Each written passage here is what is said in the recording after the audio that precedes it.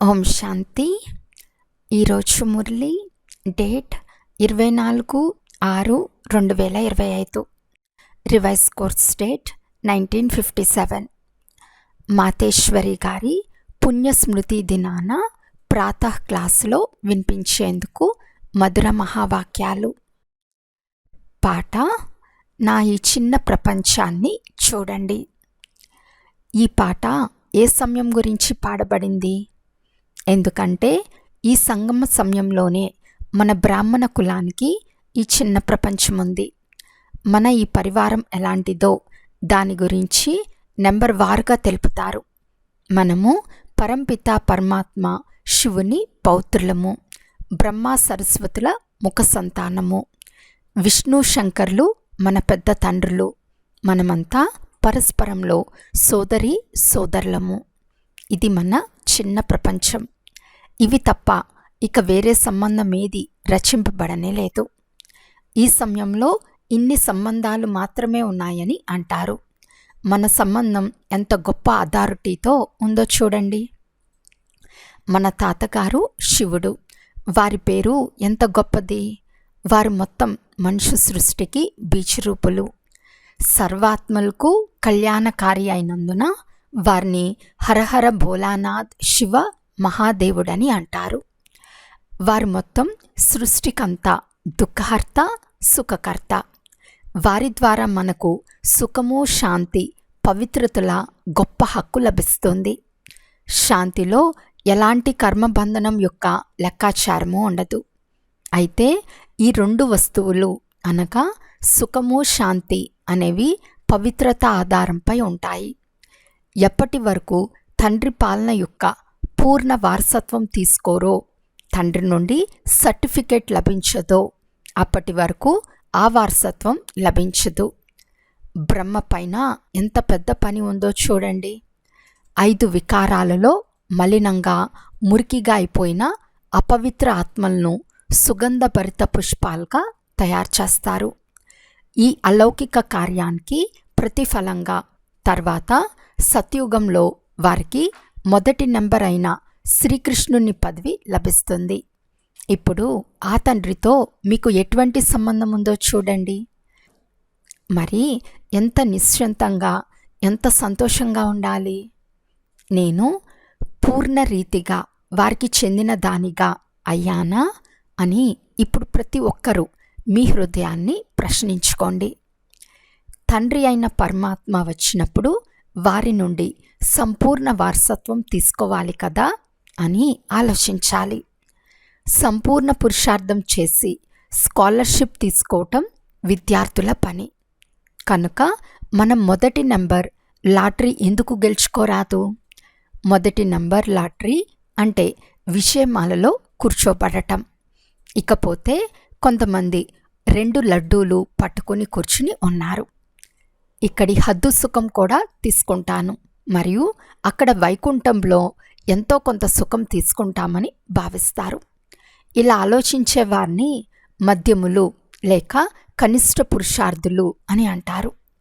వారిని సర్వోత్తమ పురుషార్థులు అని అనరు. తండ్రి ఇవ్వటంలో ఆలస్యం చేయనప్పుడు తీసుకునేవారు ఎందుకు ఆలస్యం చేస్తున్నారు? అందుకే గురునానక్ ఏమన్నారు అంటే, పరమాత్మ అయితే దాత, సమర్థుడు, కానీ ఆత్మలకు తీసుకునేందుకు కూడా శక్తి లేదు. సింధీలో దేందా దే లేందా తక్ పావే అనే సామెత ఉంది. అనగా ఇచ్చేవారు ఇస్తున్నారు, కానీ తీసుకునేవారు అలసిపోతారు అని అర్థం. మేము కూడా ఈ పదవి పొందుకోవాలని మీ మనసులో కూడా వస్తూ ఉండవచ్చు. అయితే బాబా ఎంత శ్రమ చేస్తున్నాడో చూడండి. అయినప్పటికీ మాయ ఎన్ని విఘ్నాలు వేస్తూ ఉంది. ఎందుకు? ఇప్పుడు మాయ యొక్క రాజ్యం సమాప్తమవ్వనున్నది. మాయ పూర్తి సారమంతా తీసేసినప్పుడు పరమాత్మ వస్తారు. వారిలో అన్ని రసాలు ఇమిడి ఉన్నాయి. వారి ద్వారా సర్వ సంబంధాల రసం అంటే ఆనందం అనుభవం లభిస్తుంది. అందుకే త్వమేవ మాతస్య పిత అనే మహిమ ఆ పరమాత్మకు చేయబడింది. ఈ సమయంలో ఈ విధమైన సంబంధం ఏర్పడినందున బలిహారమంతా ఈ సమయాందే. కనుక పరమాత్మతో ఎంత సంపూర్ణ సంబంధం జోడించాలి అంటే 21 జన్మలకు సుఖం ప్రాప్తించాలి. ఇదే పురుషార్థం యొక్క సిద్ధి. కానీ 21 జన్మలు అని విని చల్లబడిపోకండి. 21 జన్మల కొరకు ఈ సమయంలో ఇంత పురుషార్థం చేసి కూడా 21 జన్మల తర్వాత మళ్ళీ కింద పడాల్సిందే కదా, ఇక సిద్ధి ఏమి జరిగినట్లు అని ఆలోచించకండి. డ్రామాలో ఆత్మలకు ఎంత సర్వోత్తమ సిద్ధి నిశ్చయింపబడిందో అదైతే లభిస్తుంది కదా. తండ్రి వచ్చి మనల్ని మన సంపూర్ణ స్థితి వరకు చేరుస్తారు. కానీ పిల్లలమైన మనము తండ్రిని మర్చిపోతాము. కనుక తప్పకుండా కింద పడతాము. ఇందులో తండ్రి దోషం ఏదీ లేదు. లోపం ఉంటే అది పిల్లలైన మనదే. సత్య త్రేతాయుగాల సుఖమంతా ఈ జన్మలో మనం చేసే పురుషార్థంపై ఆధారపడి ఉంటుంది. కనుక సంపూర్ణ పురుషార్థం చేసి ఎందుకు మనం మన సర్వోత్తమ పాత్రను అభినయించరాదు? పురుషార్థం చేసి ఆ వారసత్వాన్ని ఎందుకు తీసుకోరాదు? మనుషులు సదా సుఖం కొరకే పురుషార్థం చేస్తారు. సుఖ దుఃఖాల నుండి భిన్నంగా అయ్యేందుకు ఎవరు పురుషార్థం చేయరు. దానికైతే డ్రామా అంతిమంలో పరమాత్మ వచ్చి ఆత్మలందరినీ శిక్షించి పవిత్రంగా చేసి పాత్ర నుండి ముక్తులుగా చేస్తారు. ఇదైతే పరమాత్మని కర్తవ్యం. వారు తమ నిశ్చిత సమయంలో వారంతటకు వారే వచ్చి తెలిపిస్తారు. ఇప్పుడు ఆత్మలు మళ్ళీ పాత్రలోకి వచ్చే తీరాలి అని అన్నప్పుడు ఆత్మలు తమ సర్వోత్తమ పాత్రను ఎందుకు అభినయించరాదు? మనుషు సృష్టిని సుఖదాయంగా చేసే తండ్రికి మనుషు సృష్టి సుఖదాయిగా ఎలా తయారవుతుందో తెలుసు. ఆత్మలు ఎంతవరకు స్వచ్ఛంగా అవ్వరో అంతవరకు ప్రపంచం సుఖదాయిగా అవచాలదు. అందువలన వారు వచ్చి మొట్టమొదట ఆత్మల్ని స్వచ్ఛంగా చేస్తారు. ఇప్పుడు ఆత్మలకు అస్వచ్ఛత మురికి తగులుకొని ఉంది. ముందు ఈ మురికిని తీసేయాలి. తర్వాత ఆత్మ యొక్క బలం ద్వారా ప్రతి వస్తువు నుండి దాని తమో ప్రధానత పరివర్తన చెంది సతో ప్రధానత వస్తుంది. దీనినే అందరూ బంగారు యుగంలోకి రావటము అని అంటారు. ఈ తత్వాలు మొదలైనవన్నీ బంగారు యుగపు స్థితిలోకి వచ్చేస్తాయి. కానీ మొదట ఆత్మ యొక్క స్థితి పరివర్తన అవుతుంది. కనుక ఆత్మలను పరివర్తన చేసేవారు అనగా ఆత్మల శుద్ధీకరణ చేసే అథారిటీ వారే అయ్యారు. ఇప్పుడు ప్రపంచం మారుతూ పోతుందని మీరు గమనిస్తున్నారు కదా.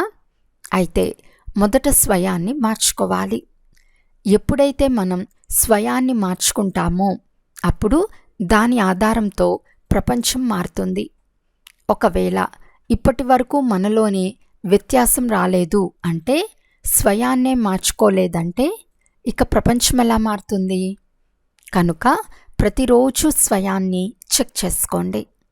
ఎలాగైతే లెక్కాచారం ఉంచుకునేవారు రాత్రిపూట తమ ఖాతాను ఈరోజు ఎంత జమ అయ్యింది అని చూసుకుంటారు కదా. అందరూ వారి వారి లెక్కాచారం ఉంచుకుంటారు. కనుక మీరు కూడా పూర్తి రోజంతటిలో నాకు ఎంత లాభం వచ్చింది, ఎంత నష్టపోయాను అని మీ లెక్కాచారాన్ని ఉంచుకోవాలి. ఒకవేళ ఒకరోజు నష్టం ఎక్కువగా జరిగింది అంటే మరుసటి రోజు కోసం అప్రమత్తంగా హెచ్చరికగా ఉండాలి. ఈ విధంగా స్వయంపై అటెన్షన్ ఉంచుకోవటం ద్వారా మళ్ళీ లాభంలోకి వెళ్తూ మన పొజిషన్ ఏదైతే ఉందో దాన్ని పట్టుకుని నడుస్తాము.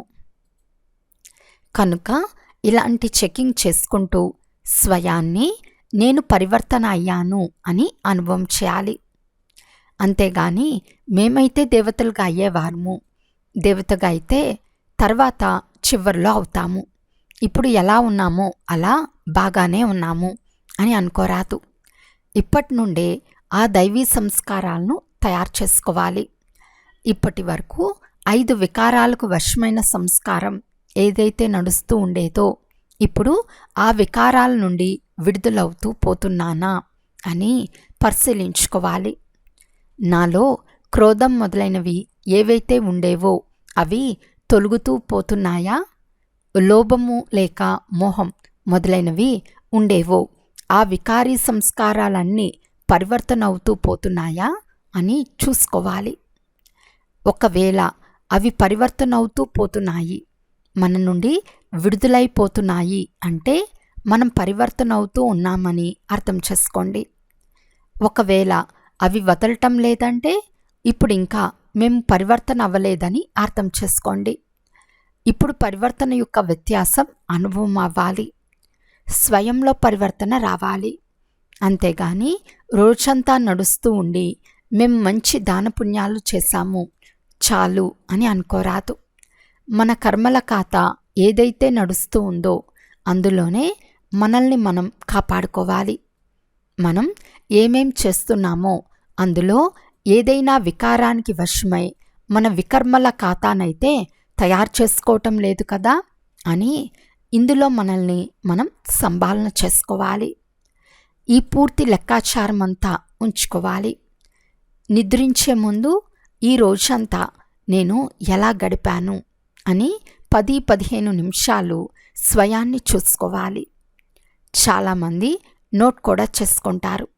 ఎందుకంటే గతంలోని పాపాల భారం ఏదైతే తలపై ఉందో దాన్ని కూడా తొలగించుకోవాలి.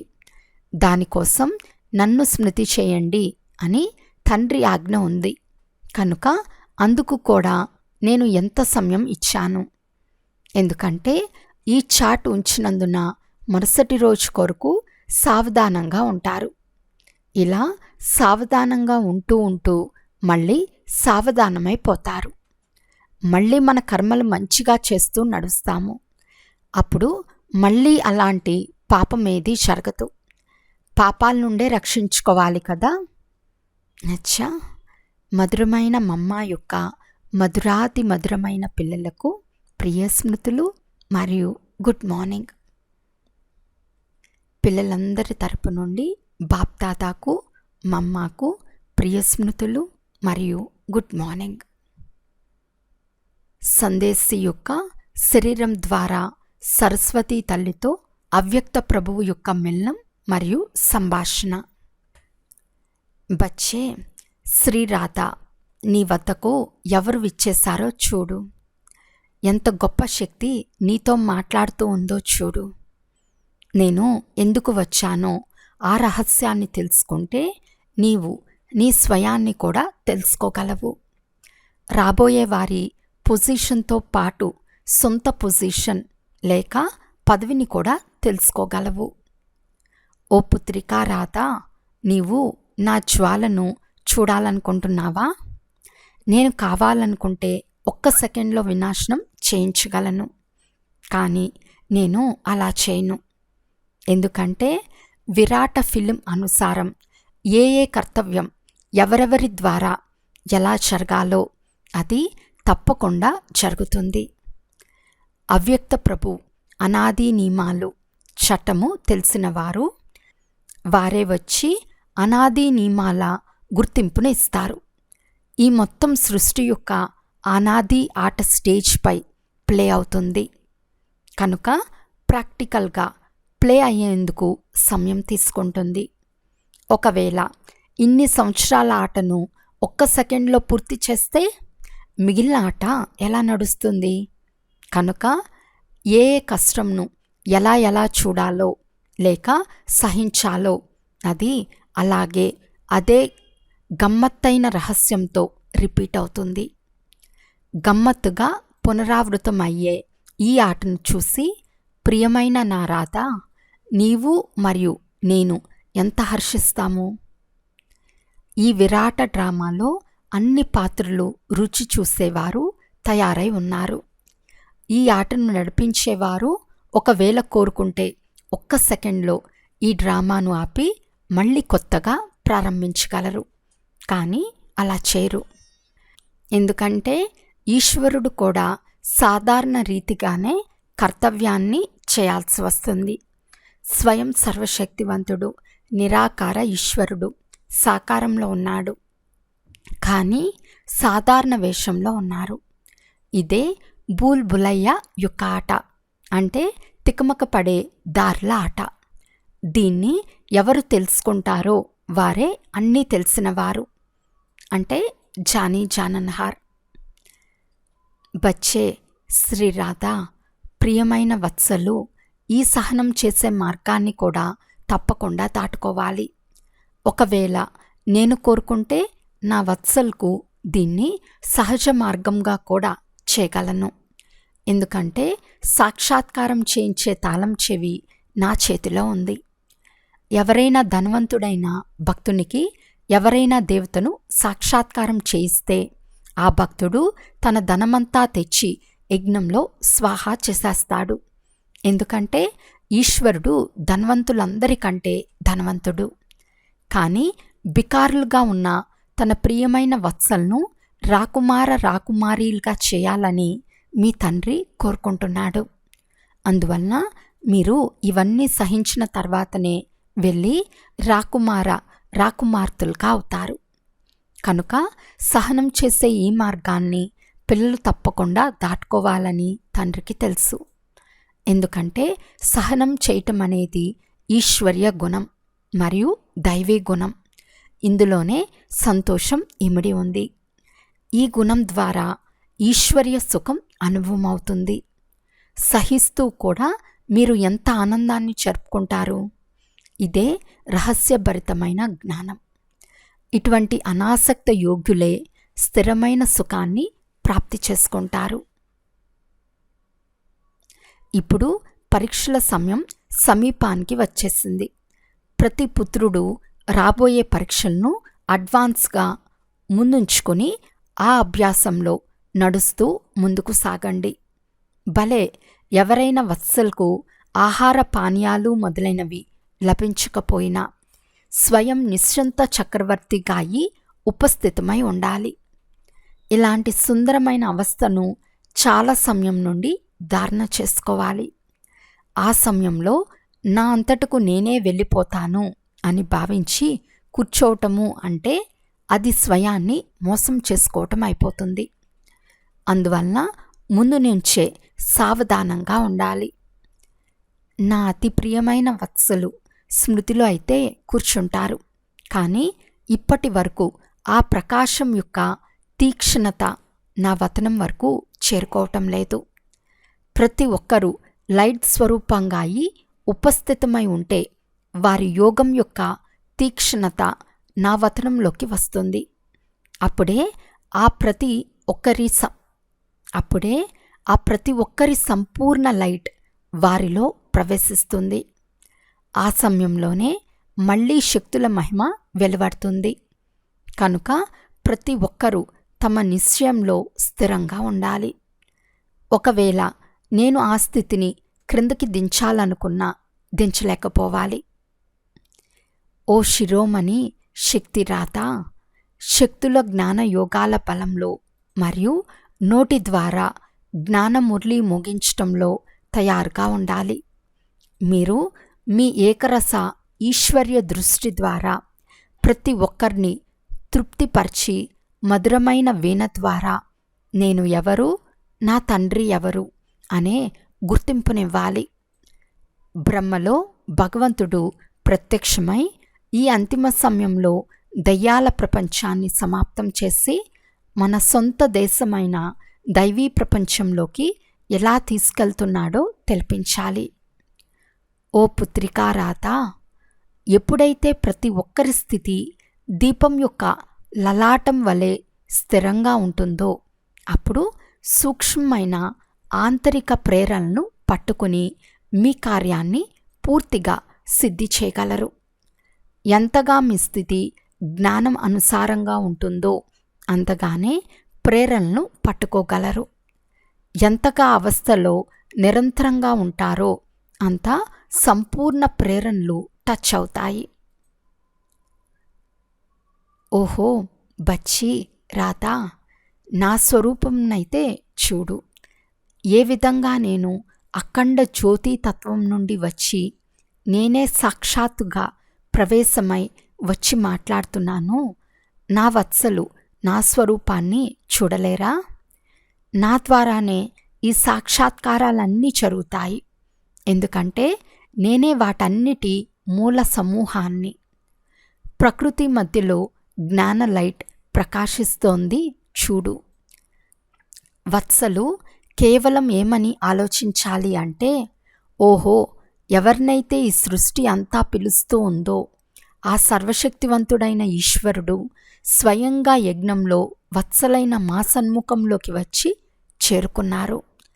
వారి శీతలమైన ఒడిలో కూర్చుంటే హృదయం శాంతిగా అయిపోతుంది. రచనను రచించేవారు లభించినప్పుడు వారిని వదిలి వారి రచనలోకి ఎందుకు వెళ్ళాలి?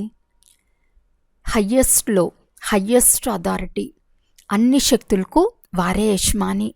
వారి ద్వారానే అన్ని శక్తులు ప్రకటితమయ్యాయి అనే గుర్తింపు వచ్చేసిన తర్వాత ఆ వడిని వదలటం అసంభవమైపోతుంది.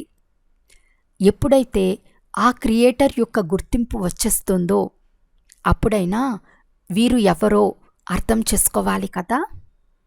అర్థమైందా? శిరోమణి అయిన రాధా. అచ్చా, ఈరోజు వరదానము. సదా అతీంద్రియ సుఖం అనే ఉయ్యల్లో ఊగే సంగం యుగం యొక్క సర్వ అలౌకిక ప్రాప్తులతో సంపన్న భవ.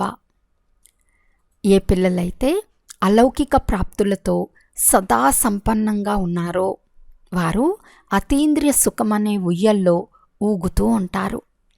చాలా ప్రియమైన పిల్లలుగా ఉన్నవారిని ఎలాగైతే ఉయ్యల్లో ఊపుతూ ఉంటారో అలా సర్వప్రాప్తి సంపన్న బ్రాహ్మణులకు అతీంద్రియ సుఖమనే ఉయ్యల ఉంది.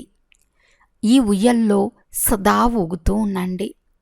ఎప్పుడూ దేహాభిమానంలోకి రాకండి. ఎవరైతే ఉయ్యల నుండి కిందకి దిగి భూమిపై కాలు పెడతారో వారు మలినంగా అయిపోతారు. ఉన్నతాతి ఉన్నతమైన తండ్రి యొక్క స్వచ్ఛమైన పిల్లలు సదా అతీంద్రియ సుఖమనే ఉయ్యలలో ఊగుతూ ఉంటారు. మట్టిలో పాదాలు ఉంచరు. స్లోగన్: నేను త్యాగిని అనే అభిమానం యొక్క త్యాగమే సత్యమైన త్యాగం. అవ్యక్త సూచన: ఆత్మీక స్థితిలో ఉండే అభ్యాసం చేయండి. అంతర్ముఖులుగా అవ్వండి. ఎప్పుడైతే స్వయాన్ని అకాల మూర్తి ఆత్మను అని భావిస్తారో అప్పుడు అకాల మృత్యువు నుండి సర్వ సమస్యల నుండి రక్షింపబడగలరు. మానసిక చింతలు, మానసిక పరిస్థితులను తొలగించుకొనుటకు ఒకే సాధనం మీ పాత శరీర భావంను నశింపచేయటం. దేహాభిమానాన్ని తొలగించటం ద్వారా సర్వ పరిస్థితులు తొలగిపోతాయి. అచ్చా, ఓం శాంతి.